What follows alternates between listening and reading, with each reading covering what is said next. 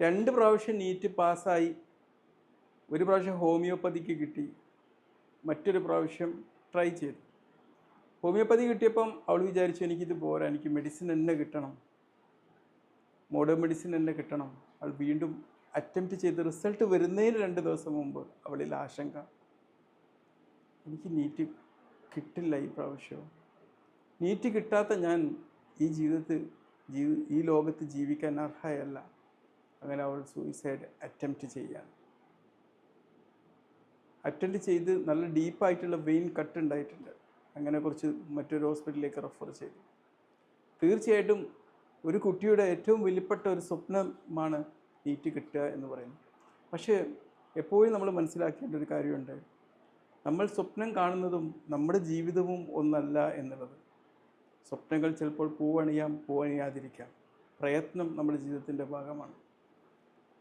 പലപ്പോഴും നമ്മുടെ ഒരു പ്രശ്നം എന്താണ്, നമ്മുടെ സ്വപ്നങ്ങൾ അതും നമ്മളും ഒന്നാണ് എന്നുള്ളൊരു ധാരണ നമ്മൾ ഉണ്ടാക്കുന്നതാണ് പലപ്പോഴും ഈ ആത്മഹത്യാ ചിന്തകൾ ഉണ്ടാക്കുന്നത്. മനസ്സിലായില്ലേ? ഒന്നുമല്ല നമ്മുടെ സ്വപ്നങ്ങൾ.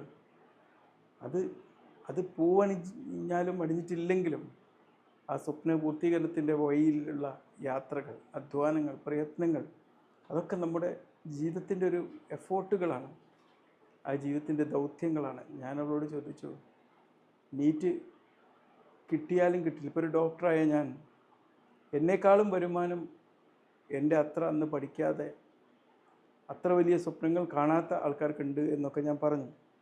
അപ്പോൾ അതല്ല ജീവിതത്തിൻ്റെ മെയിൻ എന്ന് പറയുന്നത് നമ്മുടെ ജീവിതത്തെ, നമ്മുടെ ജീവനെ ഏറ്റവും ഫലപ്രദമായ രീതിയിൽ കാത്തു സൂക്ഷിക്കുക എന്നുള്ളതാണ്. നമ്മളൊരു സ്വപ്നത്തിന് വേണ്ടി പ്രയത്നിക്കുമ്പം ആ പ്രയത്നവും ആ കാത്തു സൂക്ഷിക്കലാണ്.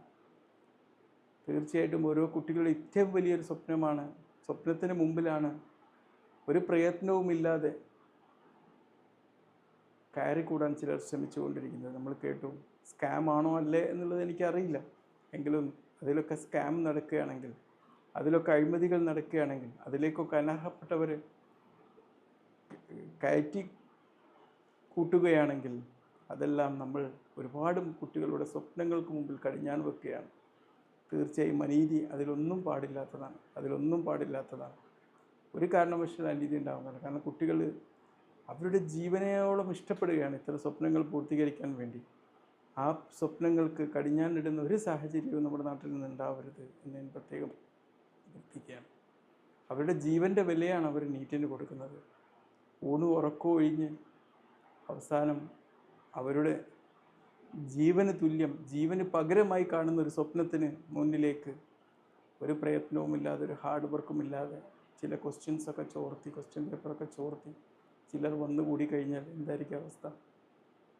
തീർച്ചയായിട്ടും അതൊരു സ്കാം ആവാതിരിക്കട്ടെ. ആണോ അല്ലേ എന്നുള്ളത് എനിക്ക് പറയാൻ പറ്റില്ല, കാരണം ഞാൻ അതിൻ്റെ ഒരു ഓതറൈസ്ഡ് ആളല്ല. അങ്ങനെ സംഭവിച്ചിട്ടുണ്ടെങ്കിൽ ഇനി ഒരിക്കലും അങ്ങനെ സംഭവിക്കാൻ പാടില്ലാത്തത് തന്നെയാണത്. അത് അങ്ങനെ സംഭവിച്ചില്ല എന്ന് ഉറപ്പാക്കൽ നമ്മുടെ നാടിൻ്റെ ഉത്തരവാദിത്തമാണ്, ബാധ്യതയാണ്. കാരണം അത്രയേറെ കുട്ടികൾ ഡെഡിക്കേറ്റ് ചെയ്ത് അവരുടെ ജീവനും ജീവിതവും ഇതിനു വേണ്ടി പ്രയത്നിക്കുന്നുണ്ട്. Okay, be healthy, by.